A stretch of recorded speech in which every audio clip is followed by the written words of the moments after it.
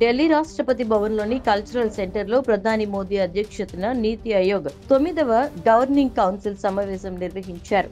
ఈ సమావేశానికి బీజేపీతో పాటు ఎన్డీఏ కూటమిలోని మిత్రపక్షాలు, అధికారంలో ఉన్న రాష్ట్రాల ముఖ్యమంత్రులు హాజరయ్యారు.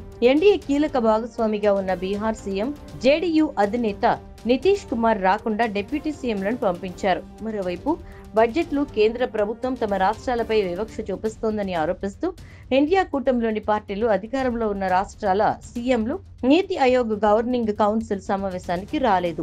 టీఎంసీ అధినేత్రి, పశ్చిమ బెంగాల్ సీఎం మమతా బెనర్జీ నీతి ఆయోగ్ సమావేశానికి వచ్చిన మధ్యలో నుంచి ఆమె వాకౌట్ చేశారు. తాను మాట్లాడుతుంటే మైక్ కట్ చేశారని, సమావేశం నుంచి బయటకు వచ్చేసి ఆమె ఆవేదన వ్యక్తం చేశారు.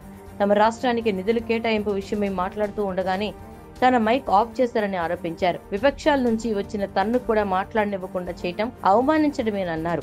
ఏపీ సీఎం చంద్రబాబు మాట్లాడేందుకు 20 నిమిషాల సమయం ఇచ్చారని, ఇతర బీజేపీ సీఎంలకు 15 నిమిషాలు కేటాయించారని తెలిపిన దీదీ తనకు మాత్రం 5 నిమిషాల కంటే తక్కువ సమయం ఇవ్వడంపై అసంతృప్తి వ్యక్తం చేశారు. ఇలా చేయడం అన్ని ప్రాంతీయ పార్టీలను అవమానించటమేనని ఆమె విమర్శించారు. భవిష్యత్తులో ఇంకెప్పుడూ తాను నీతి ఆయోగ్ సమావేశానికి హాజరు కానన్నారు.